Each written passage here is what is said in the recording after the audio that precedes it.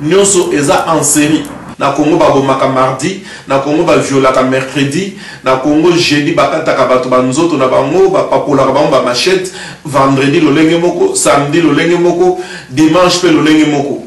Bible lobi kutu nzambe le 7e jour apemaki, Dieu se reposa le 7e jour. Mais na Congo, les massacres, les viols, les tueries, repos ezate babomaka na Tongo na 1h du matin, na 2h, tina 24h, babomaka, ba massacra, bazo guillotiner, nous faisons en série 24h sur 24, 7 jours sur 7, 30 jours ou 31 jours, il y a mois sur 31, et puis toute l'année. Tongo pourquoi? Ndenge to respirer comme pépé, ndenge na Congo babomaka bato. Mais de 23h à 7h du matin, TV5 Monde n'a intervenu na bango nyonso babengaki na mokili mobimba moko te atangi likambo ya Congo. Batangi Copenhague pour na ba énergie renouvelable, c'est bien, mais batangi Congo te place oyo uranium oyo eutaka pe uranium euti pe kenda na Iran. Yamonde ezobangisa Israël batangi Congo te mais batangi kaka uranium oyo la bombe mais kombo ya Congo na kati ya émission oyo salami ya élection présidentielle na États-Unis kombo ya Congo etangami te soki batangi kombo ya Congo te elongolo ba congolais azo exister pe na makati na bango te. Pour comprendre qu'il y a un pays qui existe en Afrique, mais un pays qui existe sans un peuple. Il y a un pays qui existe en Afrique, qui s'appelle le Congo, mais un pays qui existe sans peuple. Yoka phrase, ya Obama. Nous vivons dans un monde hyper connecté. Ce qui se passe dans un bout du monde nous concerne tous. Phrase Kitoko, très belle phrase de la part de l'homme le plus puissant de la terre. Nous vivons dans un monde hyper connecté et ce qui se passe dans un bout du monde nous concerne tous.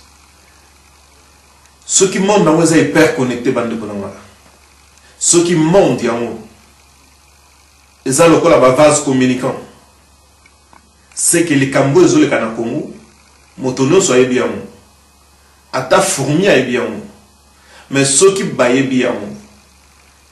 Pourquoi Kobo ya Kotanga ata Kombo ya Congo na kati ya intervention? Et là que toucher biso, et là que ça lui passe. Et ça pendant 8 heures de temps il y a émission.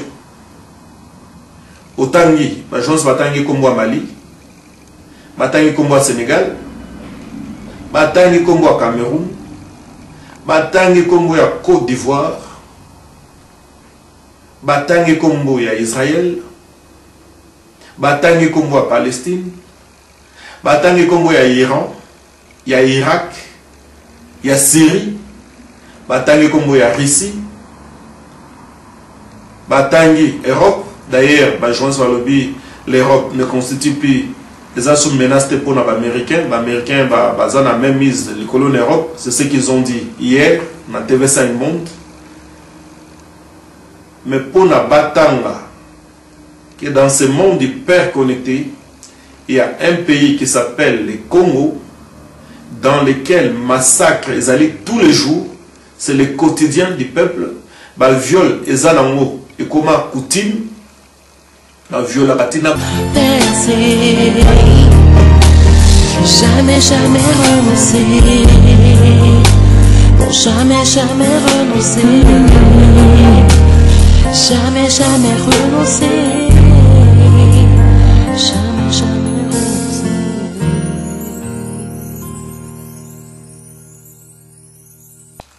Bandeko topesi bino mbote biskano so bozwami ezaloza na Afrique, na Europe, na Australie, na Asie, na Amérique. Yamba mbote kote pa na miso bandeko na mino ba combattant résistant Bishop Francis Kadima awa à partir ya Belgique.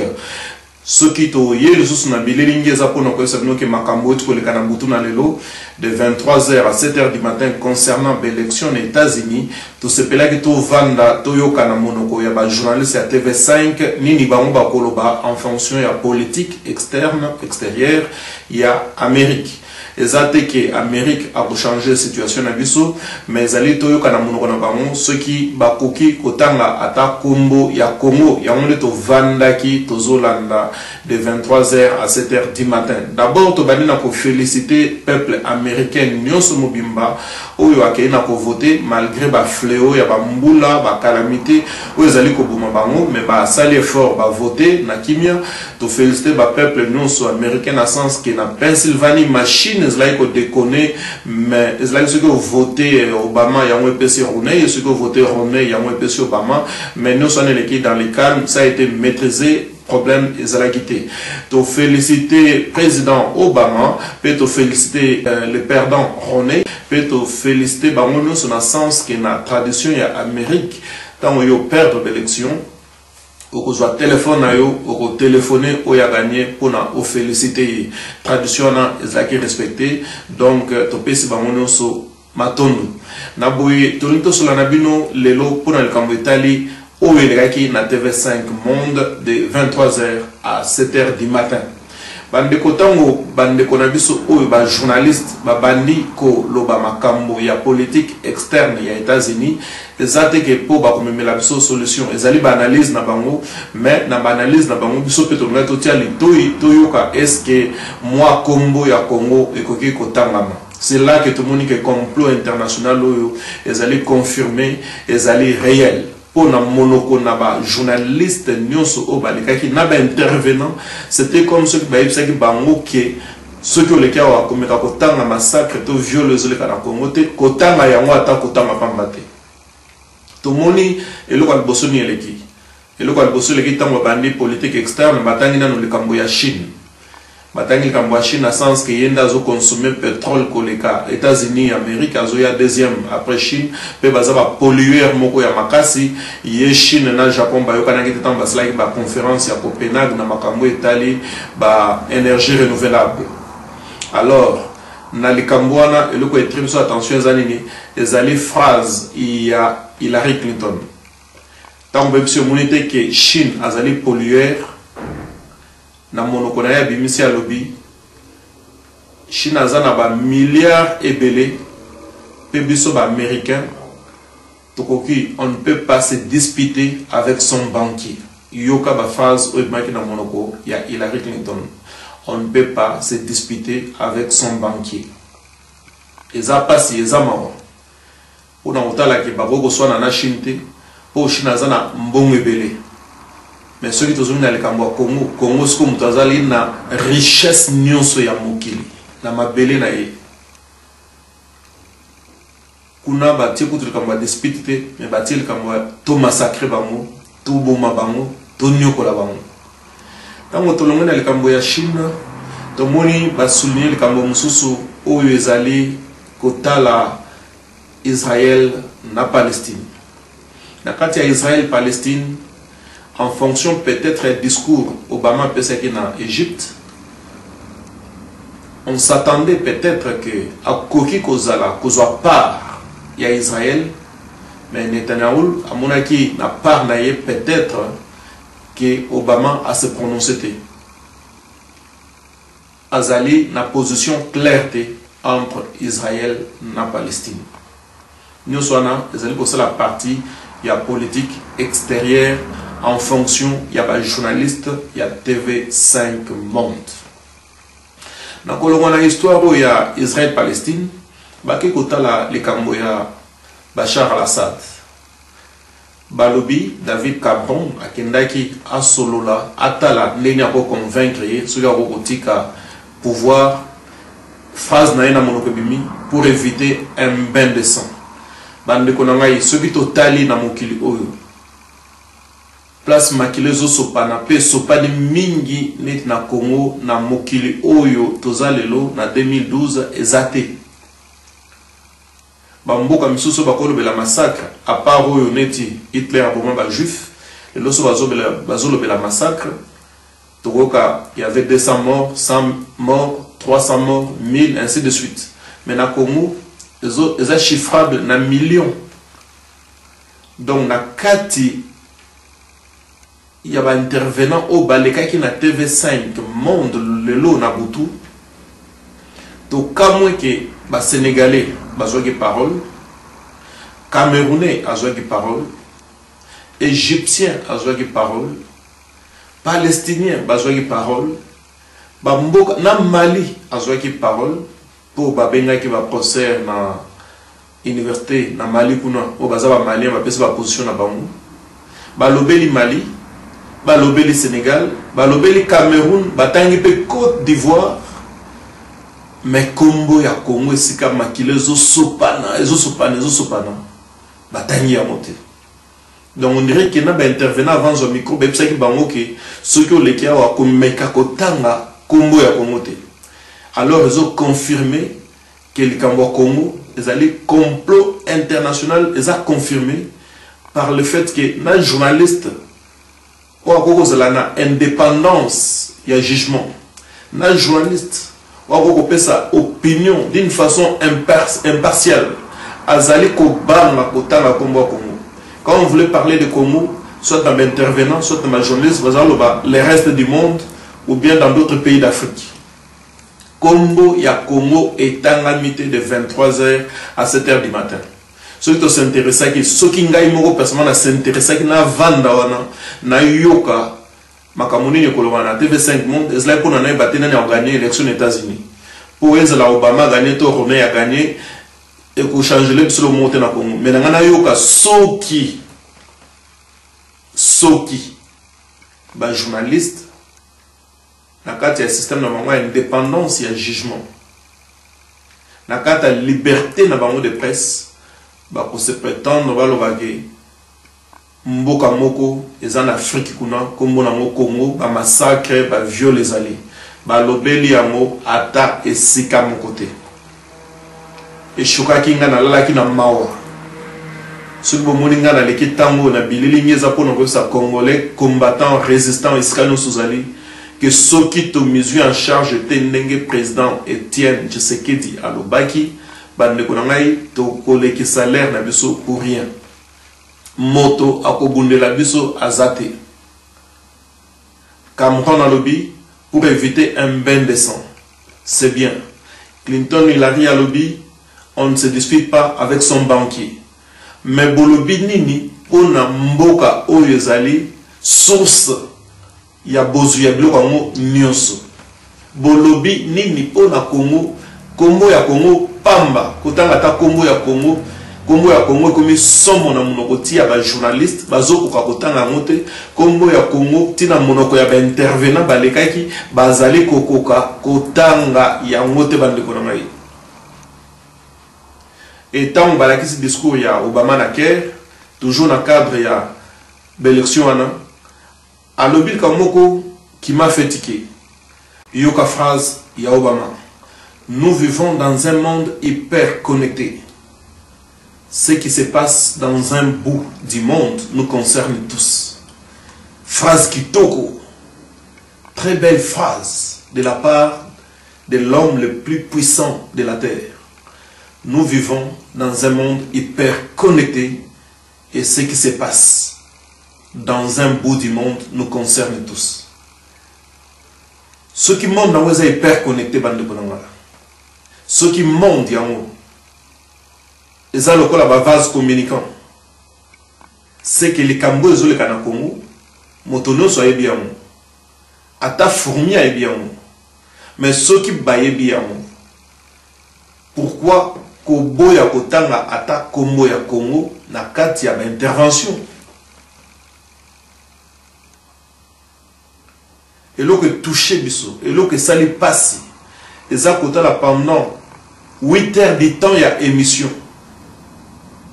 Otangi, bah gens batangi comme moi Mali, batangi comme moi Sénégal, batangi comme moi Cameroun, batangi comme moi Côte d'Ivoire, batangi comme moi Israël, batangi comme moi Palestine, batangi comme moi Iran. Il y a Irak, ya Syrie, batangi kombo ya Russie, batangi Europe. D'ailleurs, l'Europe ne constitue plus les assauts menacés pour les Américains. Les Américains ont la même mise les colonies Europe. C'est ce qu'ils ont dit hier dans TV5 Monde. Mais pour la Batanga, que dans ce monde hyper connecté, il y a un pays qui s'appelle le Congo, dans lequel massacre est allé tous les jours. C'est le quotidien du peuple. Le viol est allé et comme coutume. Le viol est allé 1 an et demi. Puis avant de violer, bakati, bango banzoto na bambeli, batubi bango ba machette, bambeli, bakati, nenge bakata kasoso, bazokata mutu. Ata journaliste moko amekaki kotanga likamboyo azate. David Cameron a lobby pour éviter un bain de sang. Mais na Congo, makile zotanga chaque jour. Makila ezali kotanga chaque jour. Balobi toke bana Iran. Mais moto ateki iranien mais pas na Iran, azana Congo kuna avandi kombone kanambe. Babo kotanga na kombo na ye mais balakisi ba gisement na bango na ba enrichissement na bango ya iranien ndenge zo salama. Balakisi ba ki, balakisi ba bâtiment. Balobi c'est sûr que bombe atomique ils allaient préparer ce coup. Mais baboy kotanga place iranien mwana outil. Donc kombo ya Congo na monoko ya ba intervenant na ba journaliste et komi bololo motomo kazoko kotanga yango azate. C'est ce qui m'a fait mal. Yango de sangai passe. Yango na la mukina tomo na lelo. Na le bil fone so bande ko na mani so ba combattant, ba résistant, ba congolais. Président Nabiso assis à PC biso feu vert le bil bo mise en charge. Ningi balobaka ba libérer le peuple se libère lui-même. Obama a dit que ça a 4 ans dans la Maison Blanche. A ça a 4 ans. Avant, à ça 4 ans, à l'Obelaki Makambo, il y a Congo. Avant l'élection, un peu tout le monde a eu sous Internet, l'obé qui est dossier à Congo, bâti la messa. Histoire, et puis ça se maïle. 4 ans, il y a l'Obela Congo, et l'Ogomongo, et ça la messa, le massacre continue. Kanam Bekutu, va reconnaître qui est. Dans le deuxième mandat, phrase naïe Oya Lobby, nous vivons dans un monde hyper connecté. Et ce qui se passe dans un bout du monde nous concerne tous. Tu évites ce qui phrase wana ekozwa bisika. Mais maïle na bisona makanisa biso totie et pas na phrase wana te. Combattant résistant congolais escano sozali yokangai Bishop Francis Kadima. Na sengi bino. Tout ça les locaux balobi tout mis en charge. Ndenge na lobaki et comme il y a opération Moïse devant Pharaon. Ceux qui te misent en charge étaient moto à cause de la biso, à cause de la biso, à cause de la biso, azate. 23h à 7h du matin. Naba intervenant, naba journaliste, mon côté atteindre les Camboya. Dans la politique extérieure, il y a les États-Unis atteindre Congo, batangé Guantanamo, batangé Kiba, batangé Afghanistan, batangé Pakistan. Bamboka nous sommes là pour na Congo, na monokona bango, na zla ko komango na papier. Mais Congo ya Congo, place massacre ezali, place viol ezali sans précédent. Place babomi bato koleka na oyo Hitler abomaki. Kombo wana batangi ya moté na ba journaliste, kombo wana batangi ya moté même na ba intervenant, même na ba intervenant. Bazala wala bato solo la na professeur tel na mboka tel. Tant professeur wana ya Afrique. Akozwa micro akotanga kombo ya Congo te. batangi na kombo ya Mexique likamoko kamwa babengi na Mexique correspondant na bango na Mexique alobi biso to satandaki ke na Mexique awa Obama ko aider biso to bunda contre makambo etali drogue mais a aider biso te batangi Rio de Janeiro na Brésil place premier sommet ya mabele de la terre et salamaki batangi bamboka kili mais Kombo ya Congo esika makile zo sopana place bazo violer na ba bébé pe ba violer mon côté mais bazo violer en série. Congo là où il y a la tuerie en série, Congo là où il y a les massacres en série, Congo là où il y a les viols en série, Congo là où il y a tout en série, guillotine en série, bazo katamitu en série. Makamno son na Congo ezalaka en série, ka isolé na Congo ezalaka te. Ceux qui va violer moi si, ils va violer à ta 100 basi, à ta 200 na mbalamoko. Ceux qui va kati mitu, ils va kati mitu à bato à ta 300 na mbalamoko.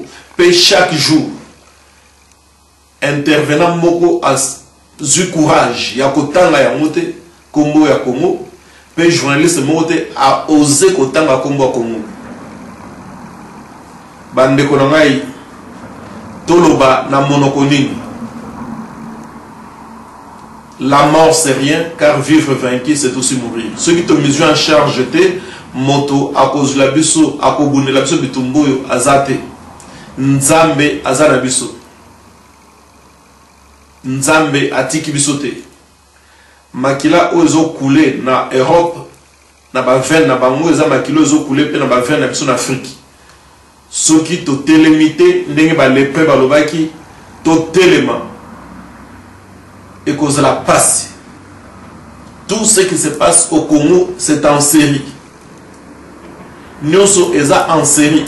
Na Congo, eza baka isolé te. Ndenge to kaka awa na ba Belgique, na ba France, moi ka isolé moko esalami kuna bakangaki, ba beti, ba bomi, des cas isolés te. Kuna eza chaque jour eza en série. Et cela maka lundi. Na Congo babomaka mardi, na Congo ba violaka mercredi, na Congo jeudi bakataka bato banzoto na bango ba papolaka bango ba machette, vendredi lolenge moko, samedi lolenge moko, dimanche pe lolenge moko. Bible lobi kutu Nzambe le 7e jour à Pemaki, Dieu se reposa le 7e jour. Mais na Congo, les massacres, les viols, les tueries, repos ezate babomaka na Tongo na 1h du matin, na 2h, tina 24h, babomaka, ba massacra, bazo guillotiner, nous faisons en série 24h sur 24, 7 jours sur 7, 30 jours ou 31 jours, il y a mois sur 31, et puis toute l'année. Tongo pourquoi? Nenge to respirer comme pépé, nenge na Congo babomaka bato. Mais de 23h à 7h du matin, TV5 Monde n'a pas intervenu dans le monde, nous sommes dans Mokili Mobimba, mon côté atangi le Camboya, Congo. Batangi Copenhague pour la énergie renouvelable, c'est bien, mais Batangi Congo te place Oyo, Iranium, Oyo, Eutaka, pe Iranium, Euti, pe Kenda na Iran. Pe yamonde ezobangisa Israël batangi Congo te mais batangi kaka iranium oyo kosala bombe mais Kombo ya Congo na kati ya émission o esalami ya élection présidentielle na États-Unis Kombo ya Congo etangami te ceux qui batangi Kombo ya Congo te elongo loba congolais azo exister pe na makati na bango te.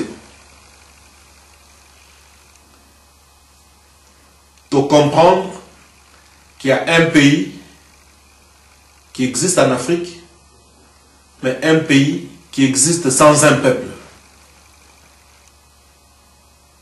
Il y a un pays qui existe en Afrique, qui s'appelle le Congo, mais un pays qui existe sans peuple. Mboka mwezlaka ya ngomogo, ba peuple kuna bazlaka te. O baza kuna eza peut-être banzete. Au Bazakuna peut-être pas Matiti, au Bazakuna, ils ont tout à parce que tout le monde qui va protéger, tout le monde qui va protéger Makako, va protéger bébé phoque, va protéger espèces rares, il y a Banyama. mais Congolais azali coexister na kati ya monde international, na kati ya diplomatie internationale. Le peuple congolais n'existe pas. Alors, ceux qui ont eu message oyo et que vous êtes congolais, vous allez coexister. Les en attendant on a vu tout y banning to kosala, tout se prendre en charge. N'engé président Etienne Alobaki, vous se prendre en charge. Ata ba chakal, tant bazo attaquer bango na Lyon, na Zamba, basanganaka. Pour na babunda. Ata ba soso tant on nyoka landaka bango. Au moins na soso sangisi bana ne nyo sozo attaquer nyoka, basangani bazo attaquer. Mais Congolais, tout sangana, tout comme moko, nazo lancer appel, tout comme moko, tout comme moko, tout comme moko, tout telemela, monguna oyo, représentant ya Satana na Congo, Kombone Kanambe Polite, tout telemela moto oyo, tout bimisaï na mboka na biso, tout récupérer mboka na biso.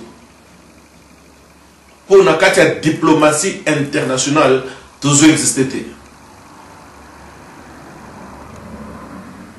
Et là, ça n'est pas ces années. Balobina à Guantanamo.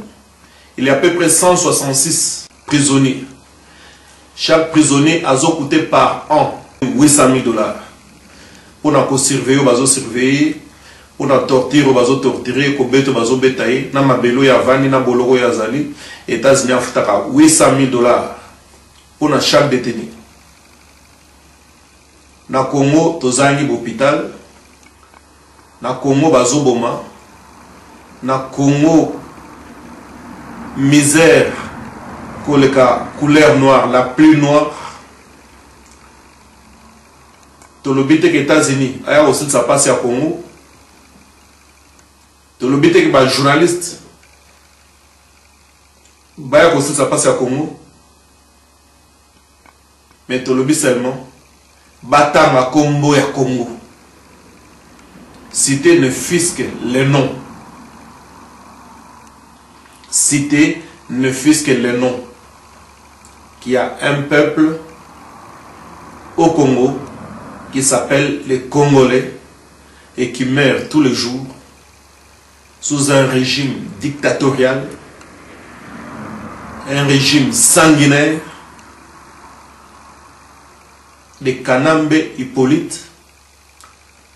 Moto mokote atangi Kombo ya Congo. Pasi oyo ngai na lali na motema yango wana. Pas que ba pesa biso ba voie de secours, mais botanga ne fisque. Botanga ne fisque Kombo wana. Et le comble bande konanga na Kombo ya Somalie etangami. Batangi na Kombo ya Yemen. En fonction du terrorisme, nous avons acte barbare, nous avons mais Congo place massacre 8 à 10 millions de morts.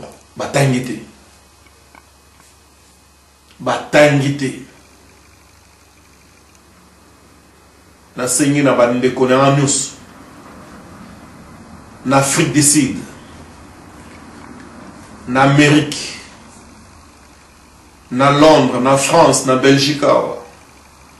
Est-ce que nous avons besoin de combattants résistants? Ceux qui ont fait ça, ils ont quand même na bon côté, ils ont commis les bokete.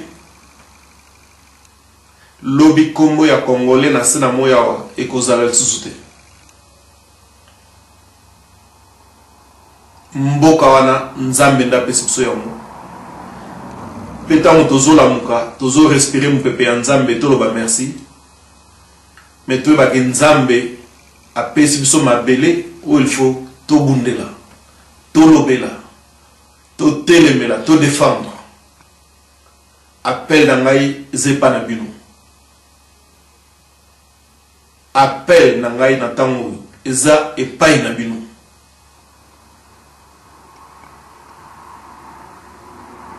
Nous vivons dans un monde hyper connecté où tout ce qui se passe dans chaque bout du monde nous concerne tous. Parole du président Obama. On ne peut pas se disputer avec son banquier. Parole d'Hillary Clinton. Ce que vous avez deux paramètres, au tien à Katia Congo, est-ce que le discours Rwanda est palpable et pas congolais? Congo Oazali, les Ibaya Bosui.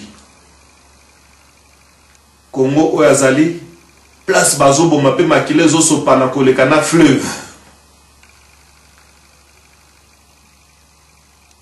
Journaliste Aboy Kotama Congo.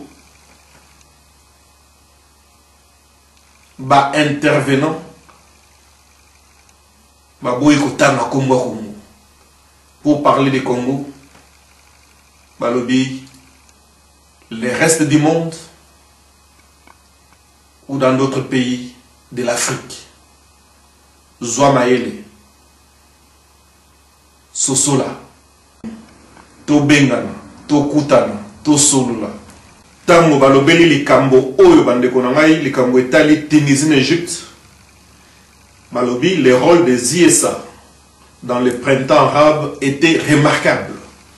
Le rôle des États-Unis d'Amérique dans le printemps arabe était remarquable par le fait qu'ils ont formé, ils sont passés par la formation des cyberactivistes et ils ont formé aussi des cyberdissidents.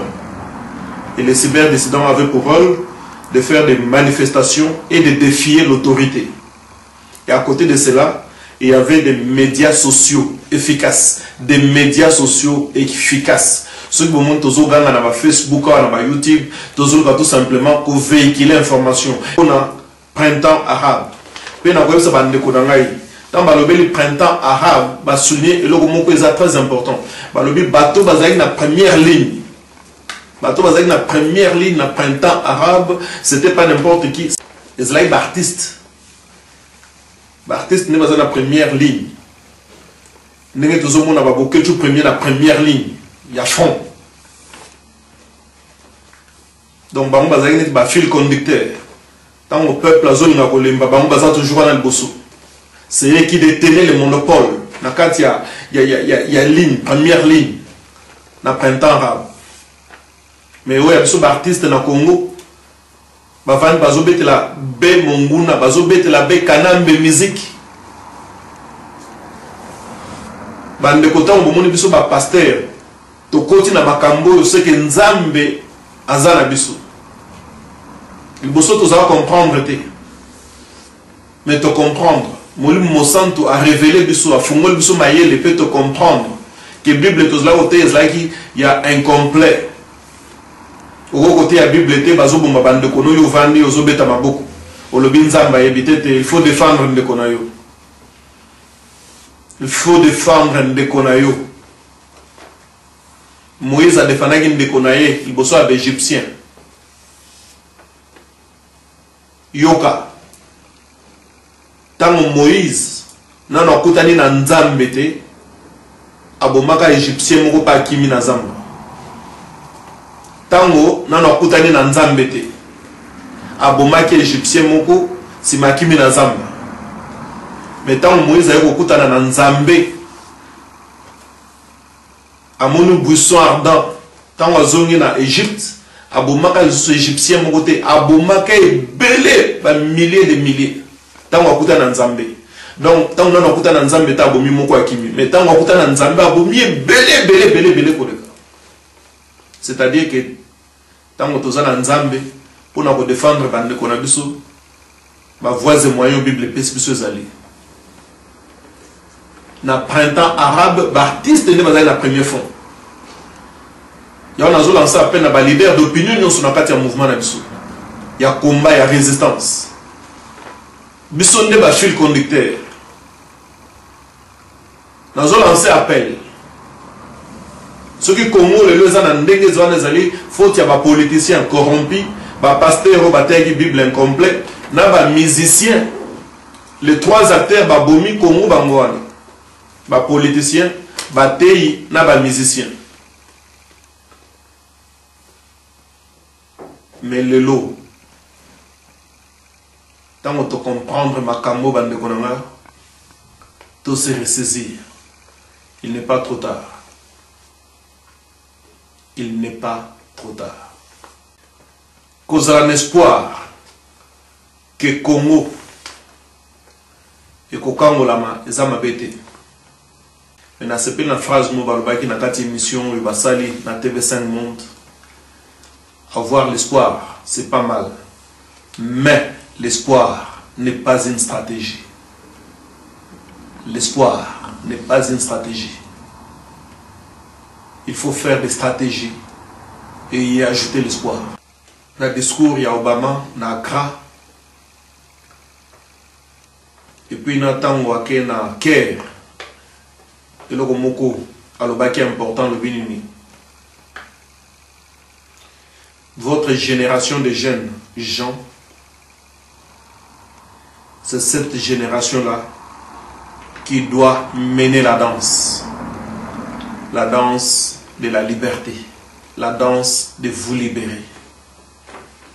Tous lancer appel à la jeunesse combattante congolaise et si Kozali, tout élément. Yokande balobeli Afrique.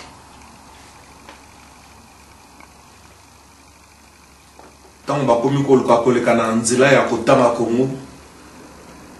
Moko na ba journaliste alobi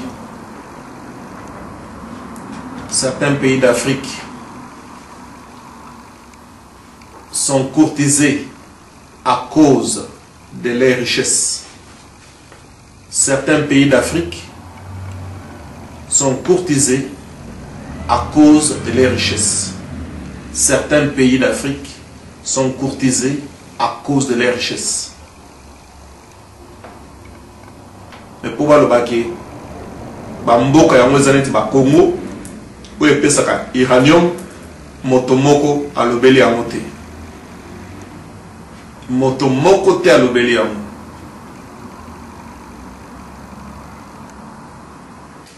Pour nous soucier de konangai to kotika bino na phrase oyo bato amayele na bo bakanisaka ba analysaka ba analyser ba journaliste ba ina conclure ba lobby l'élection islamique aux États-Unis Obama a gagné, mais vous devez savoir que la première obligation de tout président élu en Amérique, la première obligation, c'est l'intérêt des Américains, l'intérêt national américain. Point de citation. Et c'est mon angaye kozala, kosukisa ndenge Obama lobaki, tant ba yebisi à partir de tel naye qui va voter, atindi message dans Twitter, alobi, tout ceci arrive grâce à vous, les électeurs. Tout ceci arrive grâce à vous, les électeurs. Mokoloana, Tamboka Namsu, et Kokangolama, Bisopeto Koloba. Tout ceci arrive, pas grâce à vous, mais grâce à nous. Tout Koloba Mokoloana, nous sommes salami, grâce à nous. Grâce à nous. Grâce à nous. Nzambe. Percer, jamais, jamais renoncer, pour jamais, jamais renoncer, jamais, jamais renoncer.